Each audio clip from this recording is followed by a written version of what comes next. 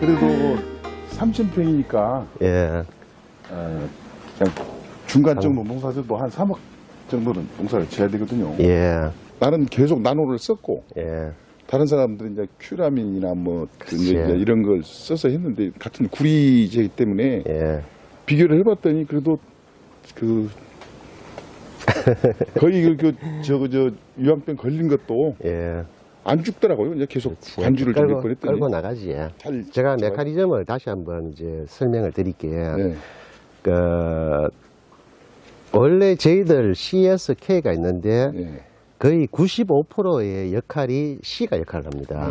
네. 그러니까 이제 C가 들어가면은 예를 들어서 이제 비료를 잘 흡수하게 한다든지 이제 근데 이제 그 다음에 이제 균제 역할을 하고 그 다음에 이제 충제 역할을 하는 거는 원래는 이제 독성이 있어야 벌레를 잡지 않습니까? 네, 그런데 그렇죠. C는 독성이 없습니다.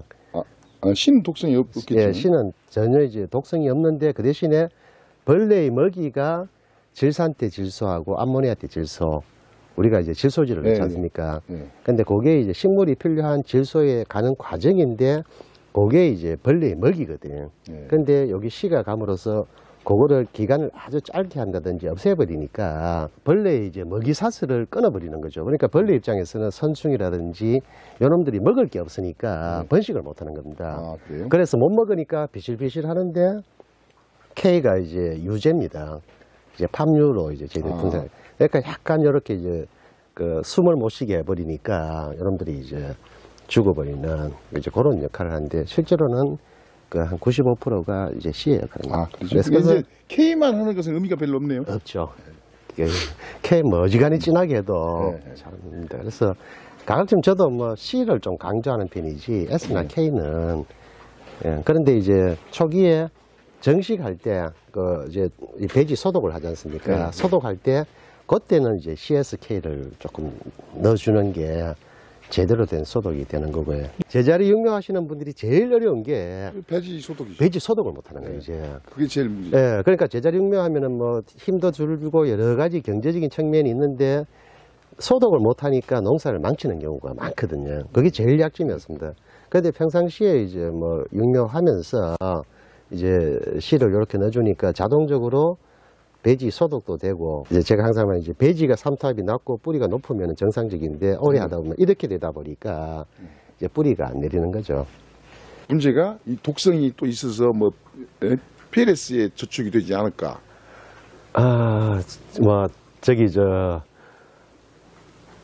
독성이 없는 거는 뭐 저도 독성 검사를 다 했고요. 네. 그래서 보통 이제 PLS라고 이제 하는 게 내가 농약을 쳤는데 수확 얼마 몇 달 전까지는 치지 마라. 네. 그리고 그 어떤 이제 그 어떤 기준치를 몇 달 전까지만 치면 기준치를 초과하지 않는다. 그리고 농도를 어디까지 높이지 마라. 그게 이제 PLS인데 실제로 농약을 안 쓰는 건 아니지 않습니까? 근데 저희들 자체적으로 농약이 없습니다. 저희들 약을 사실은 많이 쓰는 데가 수출 딸기, 수출 파프리카, 예, 내 모종을 키울 때 농약을 쓰지 않습니까? 그래서 거기에 남아가지고 수확에 걸리는 경우가 있어요. 그때는 이제 저 같은 경우에는 그러죠. 그러면은 빨리 씨를 좀 많이 넣으라고. 그러면 이게 빨리 풀립니다. 아, 그래요? 예, 그런 경우가 있고. 이제 나노가 엄청나게 하여튼 그 미세한 구리잖아요. 그렇죠. 예. 근데 혹시 뭐 구리 과잉이나 이런 것은 나타나지 않나요? 실제로 우리가 딸기 쪽에서 유황병에서 이제 심하면은 이제 보로드를 많이 썼지 않습니까? 네, 지금까지. 네.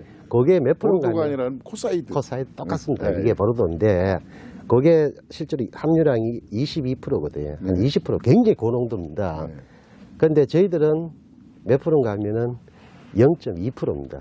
이제 그러니까 아주 적은 양이죠. 그러죠. 예. 그 다음에 또 한 가지는 우리가 이제 WHO가 같은 경우에는 하루 성인 남자에게 필요한 구리의 양이 있습니다. 300 마이크로그램이라고 턱도 없이 부족한 우리가 못 먹고 있습니다. 그런 또 이제 데이터가 있고. 그러니까 이제 내가 확실히 알면 회원들한테도 이렇게 설명을 해주겠는데 그런 분이 야 나노 씨를 계속 주면 그 구리인데 그 구리 과잉 그 피해 없을까? 막 이렇게. 보로도 같은 경우에는, 코사이드 같은 경우는 그렇게 주면은 이게 가면은 검출이 나옵니다. 이게 이제 연구소 같은 데 보내가 검출하면 나오는데, 저희들 거는 아마 회장님 검출해도 안 나올 겁니다, 아마. 구리의 함유량이. 예. 근데 뭐 저는 제 입장에서는 더 넣을 수 있으면은 더 넣는 게 좋은데, 기능성으로 해서. 예. 근데 뭐. 근데 그러면 구리 자체가 지금 살균력이 있는 거예요? 노크로 사시지 않습니까? 예.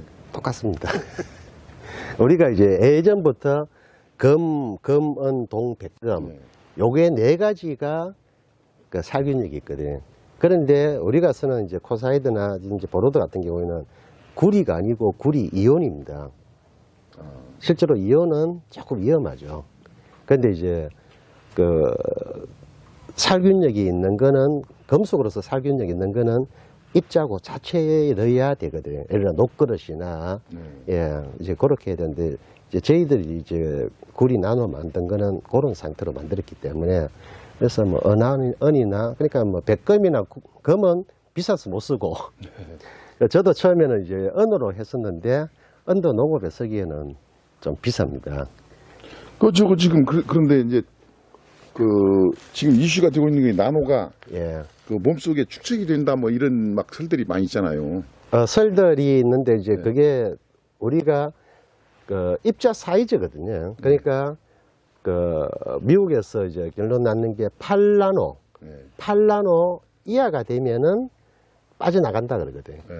예. 그러니까 저희들은 2에서 한 3나노기 때문에 다 배출돼 버립니다. 근데 이제 제일 걱정이 나노 씨를 주면 이게 미생물이 죽어버리나? 이런 생각이 좀 들어서. 예. 그 식물에 도움을 주는 유형밀 생물은 괜찮습니다. 그래서 저는 이제 그 교차로 넣어주는 거를 좀 권해드리는 편입니다.